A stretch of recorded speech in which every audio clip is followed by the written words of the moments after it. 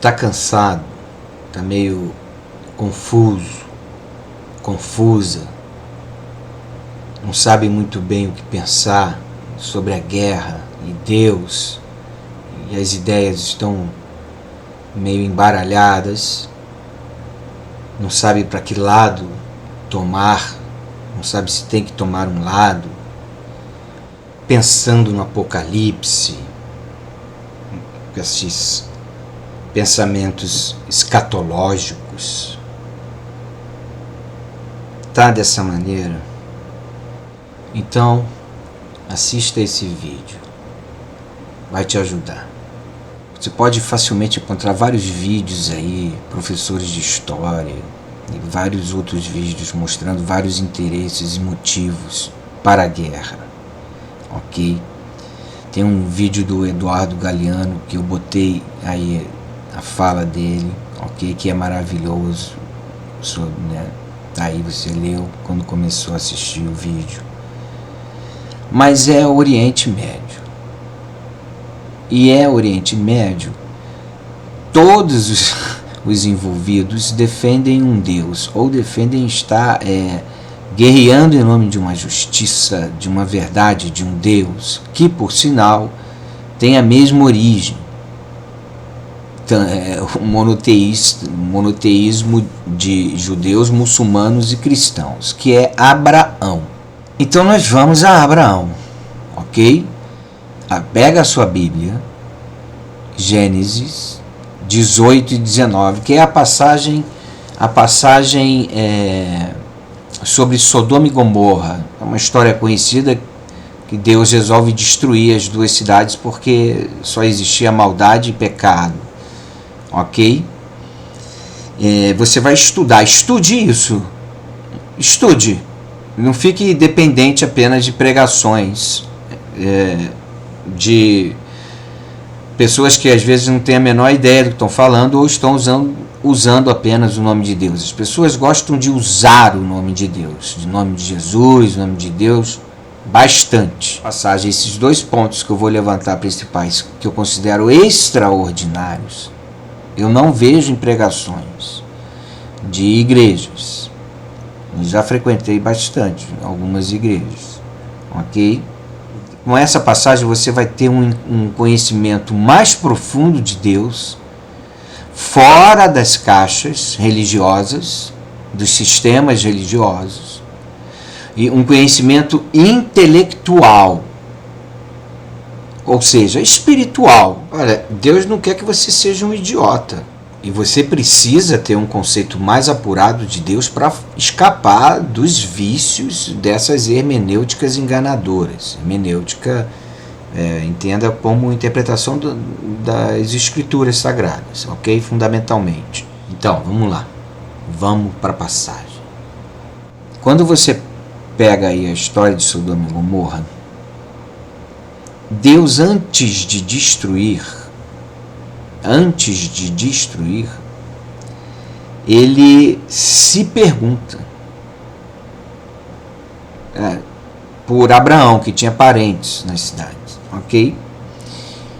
E Abraão vai ser informado do que Deus pretende fazer, destruir as cidades, Sodoma e Gomorra. E quando Deus informa isso a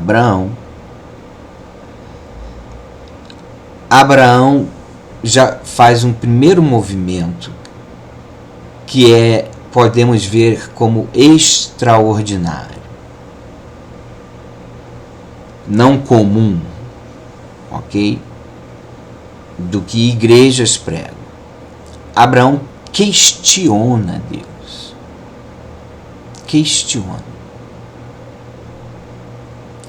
As igrejas costumam evitar questionamento, pensamento, pergunta. Eu já vi pregações, você não tem que pensar nada, você não tem que...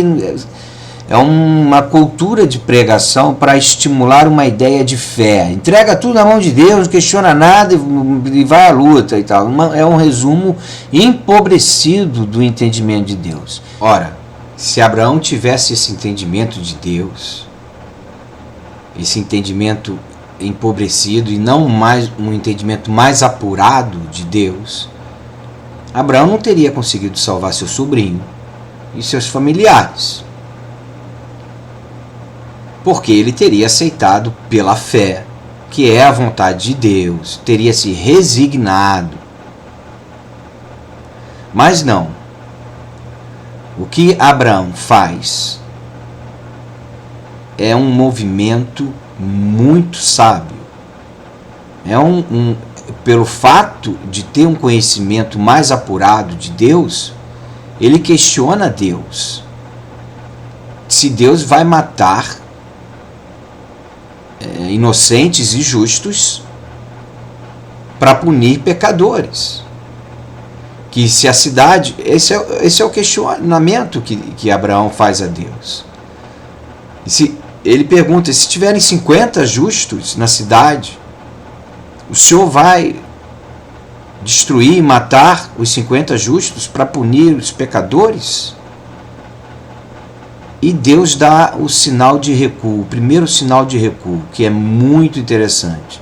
Deus diz que não, se tiver 50, não vai destruir. E Abraão vai reduzindo, 45, 30, 35, 30, eu acho que chega a 10 ou 5, não lembro perfeitamente, ok?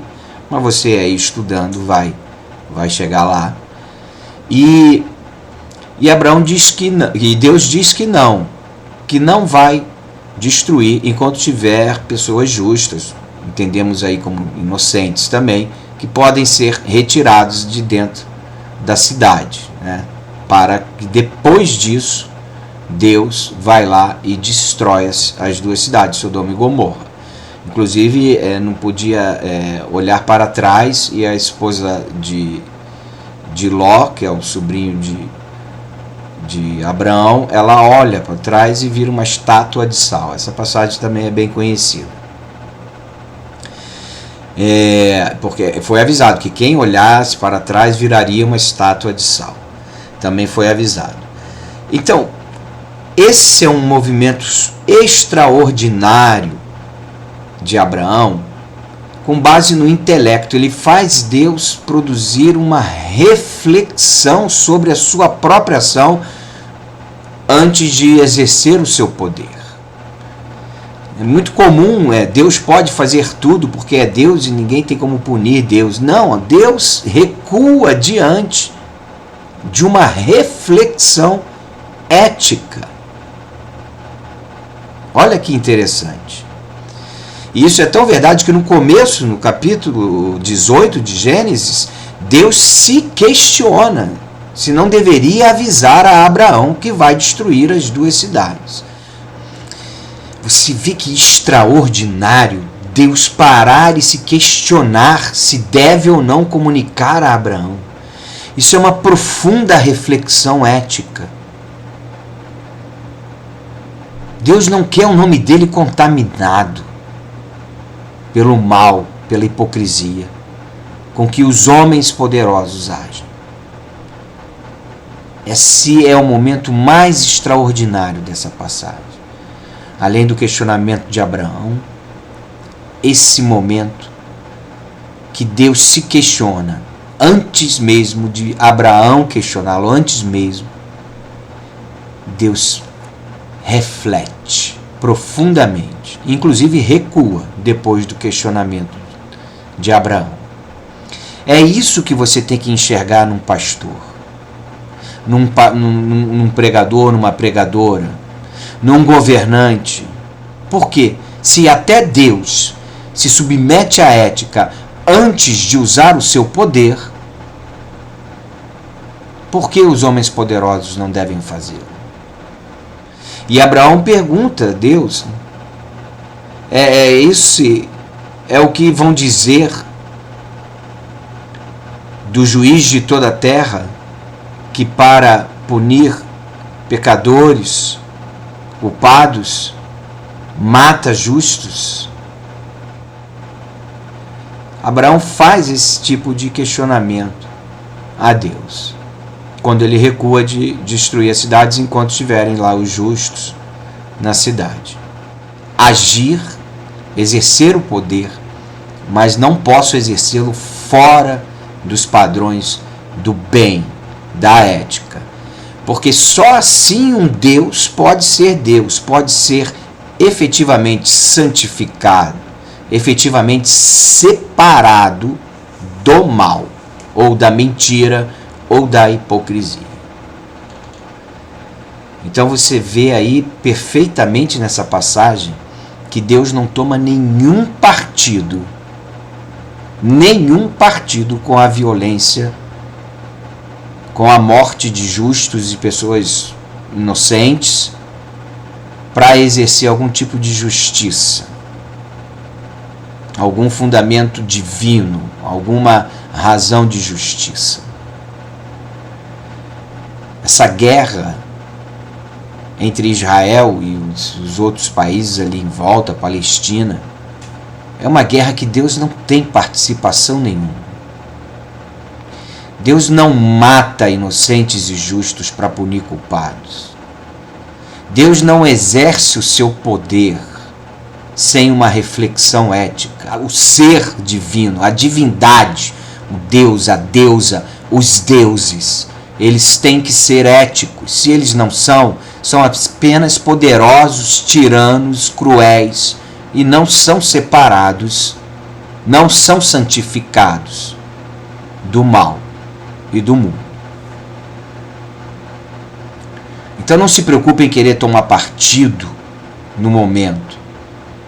Se sua igreja ou o pregador de sua igreja está forçando a ideia para dar apoio a Israel, porque Israel é a terra de Deus, essa pessoa que está pregando isso é um ignorante e está levando você à ignorância. É um cego guiando outros cegos. Jesus quem falou isso. Jesus quem disse isso. Não. Deus não tem pacto nenhum com a morte de inocentes e justos para punir supostos pecadores ou culpados. Quem exerce poder sem ética são os homens. Os homens que exercem o poder sem ética e usam o discurso moral e hipócrita, dizendo-se em nome do bem, em nome de um Deus, em nome de uma verdade, de uma justiça, de um equilíbrio, de uma democracia, inclusive. Todas as bandeiras positivas ou de ideias e ideologias positivas são apenas discursos. Não se preocupe. Não tente tomar partido. Se quer tomar um partido, tome partido pelos mais fracos. Porque quem tem condições de governar, que tem riqueza, que é abastado, esses são os responsáveis pelo equilíbrio e pela paz. Se não buscam a paz, se não buscam proteger aos justos e aos inocentes, independente de raça, etnia, são apenas tiranos, sem ética e com discurso hipócrita e fácil, que é o grupo Hamas e é Israel. Porque mata crianças palestinas, que destrói a vida de pessoas que estão apenas trabalhando, são justas, que mata essas pessoas, em nome do que diz ser um bem para eles. Deus não está aí. Livre-se disso. E se você acha que isso foi importante para você, converse com o pregador de sua igreja, seja da igreja católica, seja igreja evangélica, seja pregador, seja pregadora. Esclareça que o que eles estão buscando não é Deus. O que eles buscam é um Deus das caixinhas religiosas, um Deus formatado, porque o interesse é pregar o que dá certo e não o certo. Cuidado com as igrejas que estão se enfiando na política e fiando-se num conceito de Deus totalmente distorcido. Se você gostou desse vídeo, compartilhe com quem realmente acredita em Deus.